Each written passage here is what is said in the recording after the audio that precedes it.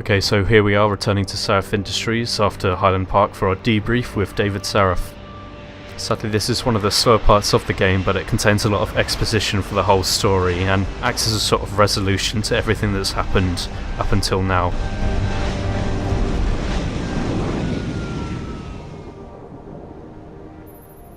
Jenson, I need to speak with you. Meet me in your office right away. I'd love to, Francis, but I have to debrief Sarif first. I suppose you could, or you could hear what I have to say and see if that doesn't change things. Pritchard out.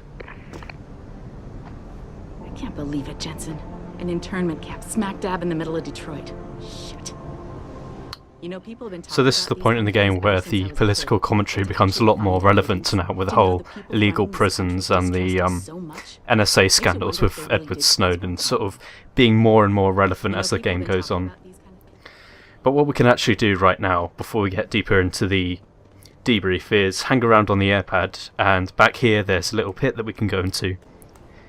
And there's actually some stuff down here, and we couldn't go here right after the first mission, after the Milwaukee factory, because there's a level 5 door hack here, which obviously we didn't have the praxis points or the equipment to get into. But now we do have auto hacks, so we might as well just go straight in. The password for that door isn't something that I've seen anywhere. And speaking of passwords, actually, there's these... I always see passwords around in the game, little 4-digit characters around, and I've never managed to implement them everywhere. I've never seen them working, but it feels like they should work somewhere, as a sort of subtle hint towards passwords if you're struggling. But in there, we actually got an upgrade for our pistol to carry more ammo and some stun gun to sell off or to keep. But before we can carry on with the mission and go up to see David Sarif, then we can go straight into Pritchard's office, because he's left now. He has to reset? Ooh, ouch. That's probably why he's so stressed. No kidding. So yeah, he's actually waiting in our office, and for some reason, hair dye in the future is neon white. But anyway, he's waiting in Adam Jenson's office to talk to him about the hole in the security system that he's been dealing with, and we actually have some things here lying around his office to look at, like this neuroplasticity thing, which essentially is about brainwashing. And we can actually hack into Pritchard's computer. It's a level 5 hack, so you're going to have to find the password or use an auto hack, but you can use the hack code Nuclear Snake, which I'm sure is a Metal Gear reference of some kind somewhere. And that's just on your screen there if you want to type that in if you don't have auto hacks. But either way, we can look through here. We've got access codes to every office in Sarif Industries, which will be useful for us to get around and find some extra details with if we wanted. And didn't want to hack, but of course we can anyway. But next we actually have a nice little Easter egg and kind of a meta joke, which is an email from Piker's TV. And that's from Pritchard sending out an application for a show idea that he wanted to do about this hacker that sort of hung around in his apartment solving mysteries or something. And the meta joke there is Piker's TV was suggesting that maybe he'd do it about an ex-cop, which is of course Pritchard being the hacker and Adam Jenson being the ex-cop. What do you want? As much as I hate to admit it, I need your help. That signal you shut down in DRB territory. It's been active for almost a year. You're telling me someone outside this company has had access to our network since before the first attack? I've detected intrusions before and shut them down swiftly every time. But whoever designed this particular algorithm is good. Very good. You've told Sarif? See, here's the thing. The intrusions were possible because of a backdoor access into our security system that I never even knew existed. The one Sanders' team used to get inside our plant.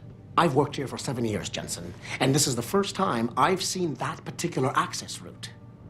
David Sarif created it specifically to bypass the firewall. He's hiding something, and I think you should find out what it is. Why me? Because, as far as I can tell, Sarif created that access and was streaming a lot of data through it shortly after your ex-girlfriend suggested he hire you. So, although this is a really slow part of the game, I actually do like some of the character interaction you get as a result of that. So, we have this sort of dynamic between Adam and Pritchard. Sort of them working as a team but still sniping at each other very lazily. And from that we've gathered that Sarif has been going behind our back to probably look up on information for us. But just before we go up to see Sarif again, we're going to look through our emails, and we've actually got an email from one of our co-workers.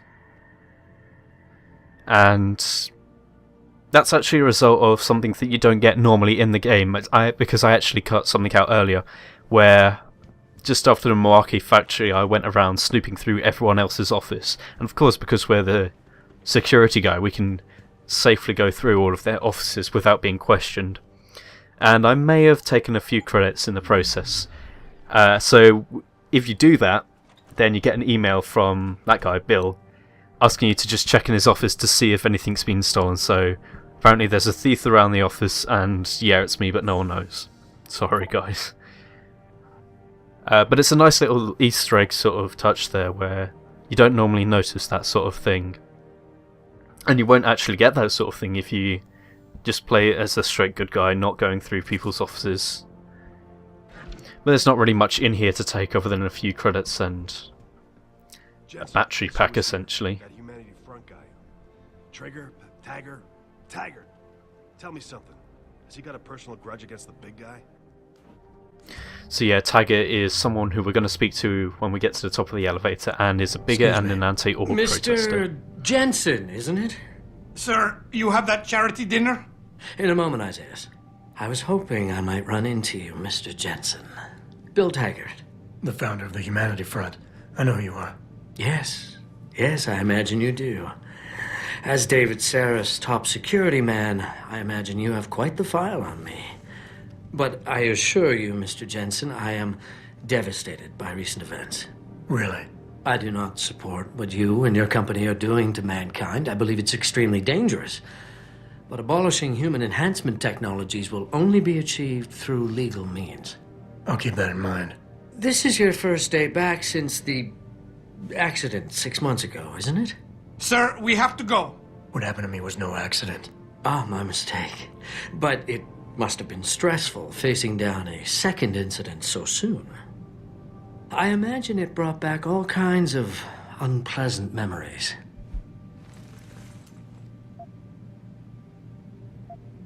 So with this guy we're going to play the better man. I appreciate your concern, Mr. Taggart, but it was nothing I couldn't handle. I'm a psychologist, Mr. Jenson. I know when a man is hiding behind words. The flesh may heal, but the mind is not always so resilient. You might want to keep that in mind. Now, if you'll be so kind as to excuse me. So we'll actually see Bill a lot more in the game, Mr. Taggart, and we want to play the better guy just to stay ahead of him and sort of outwit him. I'm curious about something, Mr. Taggart. What is it you hope to accomplish by coming here tonight? I would think that would be obvious. Your company has been viciously targeted. The violence and bloodshed that's occurred, it must be stopped.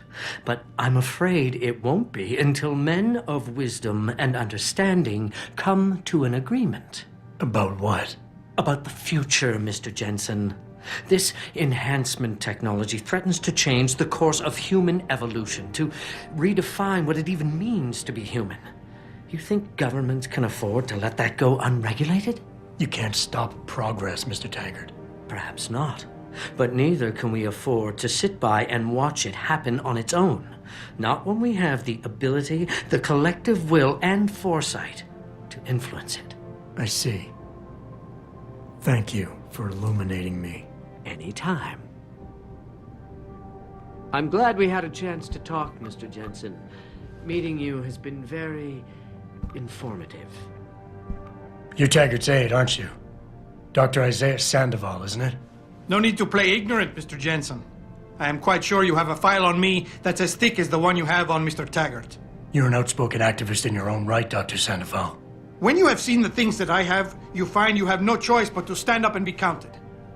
Frankly, I am surprised an ex-cop like yourself isn't more disturbed by the dangers of this technology.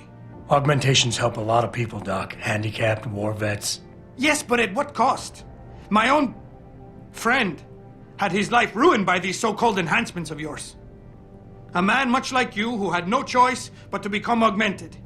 Yet once he was... Too much power can make you do terrible things, Mr. Jenson. I suggest you think long and hard on that. So this story seems a bit suspicious. Let's just quiz him. I'd like to hear more about your friend, Dr. Sandoval. What exactly did he do? Nothing. Was he injured in the Gulf? He went on a rampage in a shopping mall, if you must know. Hoping to be gunned down by the police, rather than face a lifetime battling augmentation addiction. He was addicted to augments? They don't talk about it in those corporate brochures of yours, do they? Neuroposine dependency, rejection psychosis, any number of physical and psychological ills have resulted from this technology, and yet we rarely hear a word about them. I'm sure the literature is out there. No thanks to the throng of corporate lawyers attempting to stop it. Your friend, did he succeed? Did he suicide by cop? No. Bill Taggart talked him down. So that story reeks of bullshit. We know neuroposine addiction is a thing in this universe, but augmentation addiction is just silly. It's like blaming a hardware store because your friend's addicted to putting up shelves. It's nonsensical and non-existent. Athena, you've been at this company a long time. I hope that's not a comment about my age, Adam. No. But I know nothing gets by you. If Sarif had done something that could compromise us... Mr. Sarif has only the best interests of this company in mind, Adam. I'm not questioning that. Aren't you? I've been here since the beginning. I've seen how he built this up from nothing. He cares for his people. He truly believes what we're doing is important, and he would never do anything to jeopardize it. I shouldn't have brought it up. No, you shouldn't have. Now, if you'll excuse me, I'm busy. So now I've got time, I'll just point out why the whole Purity First protests against augmentation is just bigoted and ridiculous. It's because it's like saying that a cripple shouldn't be allowed to get around in a wheelchair independently, because wheelchairs aren't written down in any philosophical literature. And so the whole notion that giving someone who's been crippled in a certain way the ability to do something is unnatural despite it actually existing within nature. Boss, we need to talk. Is something wrong? I'm not sure. Did you set up a private access route to bypass the company firewall right before you hired me? I what? Pritchard said someone's been using it to access our system since before the first attack. The security measures he and I set in place never stopped them because we didn't even know the loophole existed. Ah, I see. Frank's fixed that, though, right? He has now, but he's wondering why you never mentioned it. Frank's paranoid, Adam. You know that. Can a busy man forget things once in a while? You streamed an awful lot of data through that portal, boss. Right before you brought me on board. Pritchard may be paranoid, but I gotta admit, I'm wondering what was in it too. Yeah, as an ex-cop, I guess you would. But the important thing is you found the hole and plugged it. We're secure now. And the information you uncovered in that FEMA facility may actually help us track these guys. So let's just stay focused on what's important. So here we're actually getting to use the social enhancer a lot more. I'm not going to go straight for the pheromones straight away. You went behind my back on this one, boss. With all due respect, you hired me to keep this place secure. But I can't do that if you are not 100% straight with me. Why are you getting so defensive? All I'm saying is we should be looking forward, Adam, not back. Not telling you about that portal left us open to attack, fine. But to be fair, it was your job to find our weaknesses and protect us from them. I need troops I can rely on, and I thought you were one of them. I hired you. I trusted you. When a lot of other people said I shouldn't. You know, Frank wanted me to hire a private military outfit like Bell Tower Associates. Maybe I should have. So using the psychological profile on the right there, we can get a better idea of what Sarif will do to try and convince us that we're in the wrong and direct attention away from him. But at the same time, we can use this to sort of choose certain conversation paths to get what we want out of it. Boss, I think we're getting sidetracked here. If you want me to win this war for you, I need to know how badly we've been compromised. I need to know what was in that data stream, in case our enemies accessed it. I see. I suppose they might have tried to do that. Look, I'm not going to share every single detail of this data with you. As CEO of this company, there are things I can't release, even to you, Frank, or Athena. I consider us all a team here, but we each have our own roles to fill. I decide who gets trusted with what, and in this case, you're just going to have to do your job without knowing all the facts. Megan said you could roll with the punches. Proof she was right. So I am going to use the pheromones here because I like the reaction, but the whole pheromone system makes it too easy. Boss, I really don't understand why you're giving me the runaround. When you hired me, I said I'd give you the best I could, but I can't protect us if you keep hamstringing my every move. If you won't level with me and tell me what it is you're hiding, then I'm out of here. I quit. Adam, wait. You can't leave us. We need you. Now more than ever.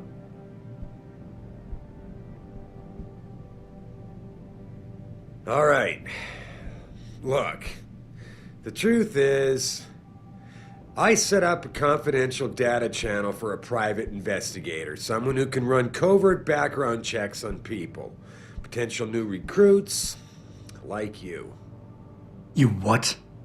I had to, Adam. You were a liability, remember?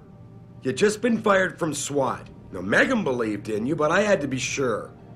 Look, I don't want this to come between us. I'll send the files to your computer. You can see for yourself what he dug up. But Adam, you'd better be sure. Why? What do you mean?